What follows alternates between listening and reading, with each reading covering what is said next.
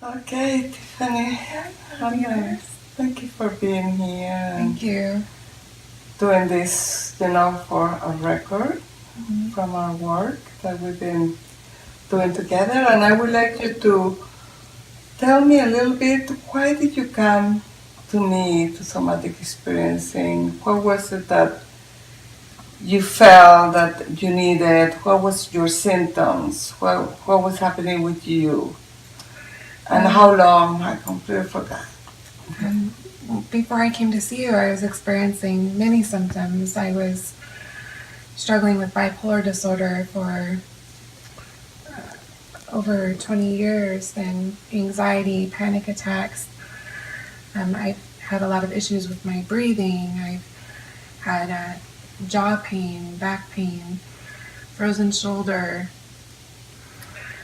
Long list of things I can't even remember, but the main one that really brought me to you was struggling with mental health issues with the bipolar disorder, panic attacks, psychosis. And what was the sensations that you were experiencing with those symptoms?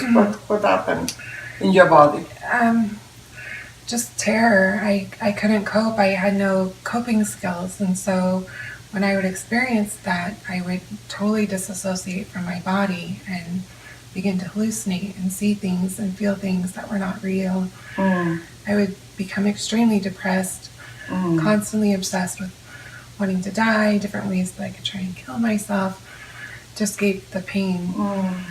And sometimes the pain was so great that I'd actually physically harm my body, cutting myself and harming myself in other ways because I didn't know how to release those feelings. And so by experiencing the physical pain, it allowed some way to release it. feeling, those feelings that they were extremely overwhelming. Another way. It was overwhelming. Like overwhelming. So this is kind of like the energy, like that's the trauma. We call it trauma in our world in SE, somatic experiencing. It's just a ball of energy that is holding in the body and doesn't know how to discharge, how to get out, how to kind of uh, go in the outside world instead of going into the inward world. A lot of times, like I said to you when you came, do you remember what I said to you when you first came to me a couple of years ago? The very first visit, you said it was your goal for me to not ever need you. That one day you'd hope that I would not require any therapy anymore, that I wouldn't be dependent on you or anyone else, that I could do the work for myself. And I just kind of laughed. I'm like, okay, if that's some magical thinking that Catalina has, she doesn't understand I'm different. She doesn't understand I've been kicked out of clinics because they don't know how to help me. I've been turned down from doctor offices because they couldn't help me. Different types of therapies because it was so far off the end of the spectrum of severity. I was hoping that I could get some relief and maybe take less medication. I didn't know it would be possible to get where I am today. Wow. Yeah. Can you tell us how did you try to solve your problems? Yeah, before I saw Catalina, I had seen numerous psychiatrists. I don't even remember how many, maybe 20 different psychiatrists, maybe the same amount of therapists or more. I'd been in the hospital for psychiatric reasons 17 times, been to numerous therapy groups, been on maybe 20 or 30 different psychiatric medications. At one time, I was on 10 psychiatric medications at one time. I took about 100 pills a day. 100 pills a day? Yeah, some of them were prescription medications, some were over-the-counter, some were supplements I was taking, and I still wasn't getting better. I was also getting physical health issues because of the medications. So I was going to therapy for those. And because I was so detached from my body, I was having a lot of physical issues as well, with severe TMJ where my jaw would lock and I couldn't chew foods. I had to drink a liquid diet, back pain, frozen shoulder. And in 2004, I attempted suicide. I was in a coma for a week. And when I woke up, I was fine except for my breathing. And I had to get the tracheostomy for 2 years. So I was breathing through a tube in my throat and had about 12 surgeries total on my trachea. So I was able to breathe and speak without having a tube in my throat. And even working with you, it has dramatically improved my breathing, and it continues to improve. Yeah, and Can you tell us about the first experiences, Katerina? What did you feel when you lay down on the bed? The first time I came to see Catalina, I was like, oh, this is not for me. I was thinking, she's kind of way out there. This is kind of weird. And I didn't come back for a while. And for 6 months. yeah. So I guess it was... Two and a half the first, years. it was maybe 2.5 years, because the very first time, and then I waited. I thought, this is really weird. This is not for me. And I had worked with a few other healers, and they just gently suggested, just try again, and it might help. And after my mom passed away, I thought, okay, I'm gonna try this and just be open-minded and see what happens. And I don't really even remember the first session or even the first couple of sessions. I just had a feeling of peace, like this feels right, and just keep going with this and see how far it takes you. And I just noticed more and more when I came, I was having relief from my symptoms. I was having more peace, a more sense of grounding. A lot of the physical symptoms were going away. And that was the most dramatic at first. That really kept me going, because the psychological symptoms weren't as apparent until later on. But the relief of the jaw pain and the back pain and the shoulder pain going away dramatically and quickly, that's what kept me going. And then the emotional and spiritual benefits continued as those traumas were being released from my body that was causing the physical pain. And I'm glad I stuck with it. We worked really hard together. Yes, we worked really hard. I was really committed. We worked really hard together, both very determined to get to the deep end. I was willing to do anything, make any change or sacrifice. And my feeling is like also it was that mental information that you start getting about trauma and how the body discharges, how we can feel the body without the fear of having a pain or having a stress or having, but just by start feeling the body in a good way, that it's possible that we can use the body as a healer. And really understanding what trauma is and how it works because our work is based on the animal world and the reptilian. So once you start learning how to move that energy and discharge it, your body starts feeling more safe, more open, more, okay, I can do this in the mental level, emotional level, and physical level. It's okay to be there, and it's okay that sometimes you jerk and does this and that because you need different things. Also, my feeling is that I pinpointed at the beginning that it felt to me like it was something that happened to you as a very young child, and kind of surgery, something was going on here in your throat that that it was normally that's what happened in our body, that we recreate something that maybe had happened that it didn't heal in a way. I didn't really have any physical trauma to my throat that I could remember, but I know that for my life, I used my voice to sing, and when my ability to speak and even breathe, for sure not being able to sing was taken from me, it really shook me up. It shook up my identity. It shook up my sense of who I was and what my purpose was. And it was really a blessing that I had this issue with my throat, because my whole life, even though I could sing and I noticed that in your body for a minute. yeah, And how your hand did that. That was very beautiful. thank you.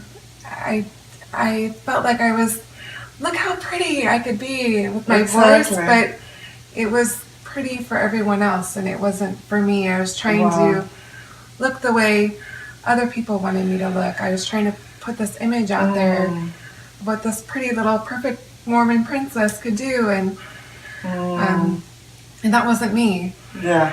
And when I lost my voice, it really forced me to look at parts of me that I didn't like, because I thought, I need to be me if I want to get my life back, because I'm going to need to find my voice in another way. And so it really forced me to be authentic, and in doing that, I had to speak my truth. I had to live my truth. And even if I wasn't physically saying things, it was just being congruent with all of me, and symbolically. It was my voice, but it didn't even need to be done with words. It was just the way I lived my life and how I spoke through the way I lived. Beautiful. Wow. Can you share with us the process of the healing? Let's say in the beginning you took a lot of medication, and then you saw Catalina, and slowly you took the medication down, you went less to doctors, you woke up different, you're more balanced. Can you say about that?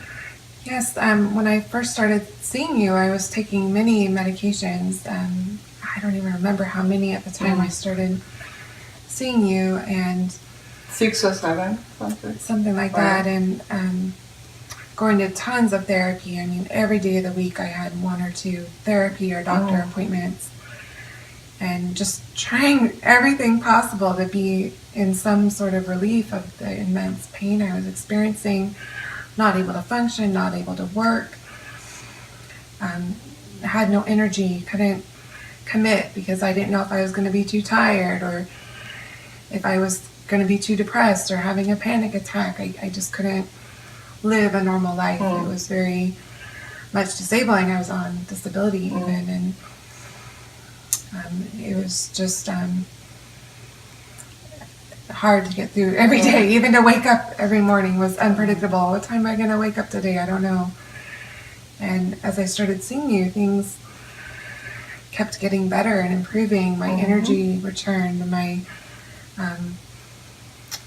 drive to desire to go out and do more, and my confidence in myself was extremely elevated. I felt empowered. I felt hope that at first I thought, well, maybe I can, have somewhat of a normal life. It may not be like everyone else, but I can do more normal things.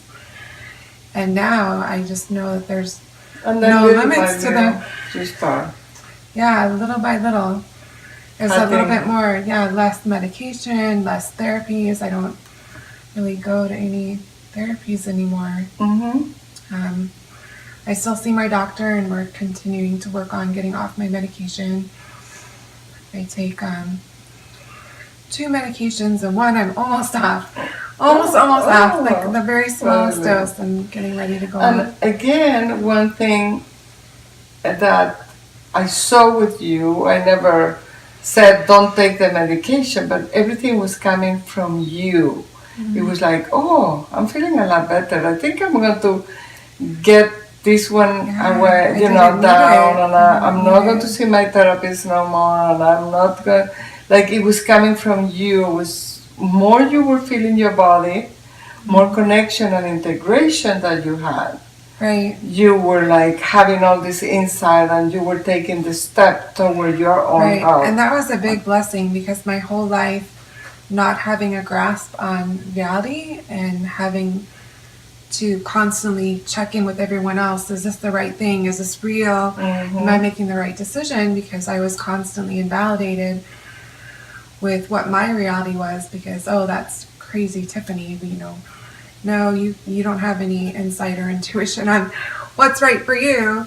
We're going to remove those choices from you. And so as I worked with you, I realized that I can trust myself and my own intuition. I don't have to get permission from everyone, and trust that God can speak to my heart, and I can know it's time to end this relationship. It's time to stop doing this therapy. It's time to explore coming off this medication. It's time to explore all kinds of new things. Changing my diet. Yeah, I'm definitely changing my diet. That's like a whole other picture. All the food allergies that I had, an extremely rigid diet that I was on to try and heal those allergies. The work with you, it really opened that portal for me to know what I need, and it's not something that anyone else can tell me. It's not something that even is going to make sense to anyone else. It might not even make sense to you. It might not make sense to my family. And just trusting in that. Right. It's hard to explain that. I had someone even ask me about how... Maybe I can explain a little bit. Okay. Sometimes when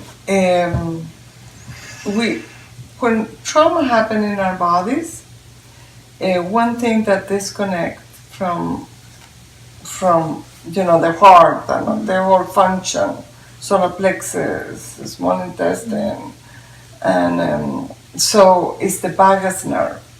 So a lot of times the vagus nerve shut down.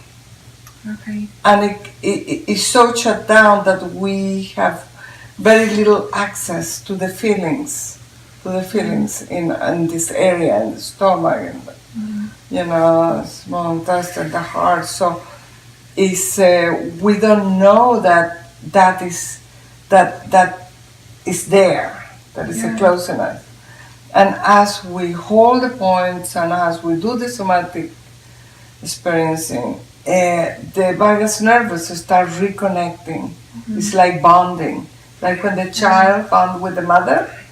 So start bonding back again, and it helps with the feeling, with the sensations, like everything start coming alive in a sense. It's like the cells vibrate a little bit. So I felt like this is what was happening in your integration with your body. It's like your body was kind of like shining, or every cell was opening.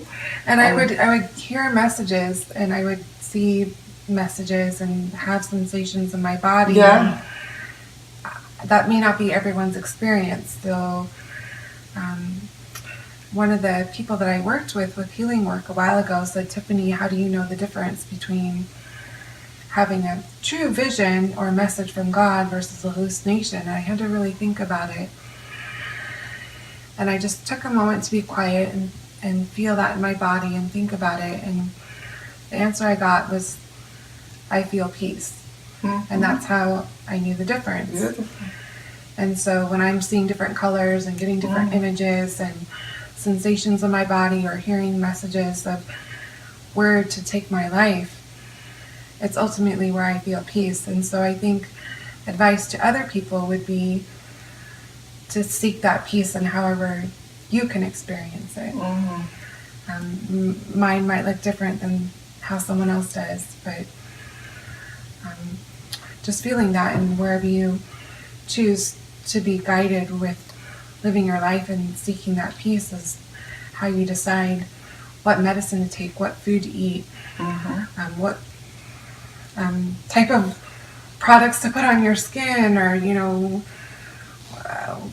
anything. I mean, there's all different kinds of ways to heal. Beautiful. And really focusing on what's true for you. Yeah, exactly. And then maybe one little part that I found that it was drastically important in our work together, when we started experiencing this area that it was always very tight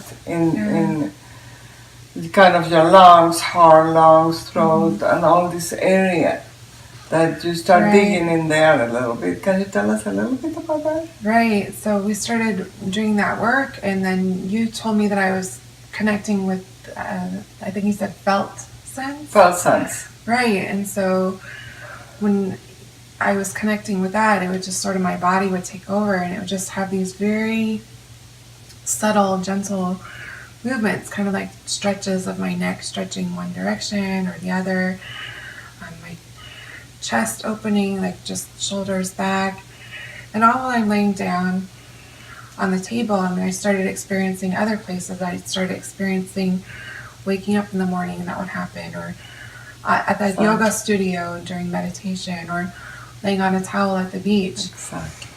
I would just be still and allow myself to feel my body, and it would just open. And it was really beautiful because that would happen, and the tension would go away in my jaw, and I could open it, and it wouldn't crack or dislocate in any way. It was just relaxed, and my heart felt open. I just felt this expansion. I guess Expansion. That's how we call it. Expansion. Exactly. Yeah. Beautiful. Thank you. I don't know. And now you move to another place. Yes, that was another You're thing. moving. So after the food messages was next message is to move. And my whole life was always here in LA. I didn't know anyone anywhere else. And I just heard move to San Diego. And so I did. I just moved, and it's been a beautiful experience. And I found a new love in my life. Yeah, a new relationship. And it's been really good. And little Ginger's been along for the whole ride. She's been my little healer too. Beautiful.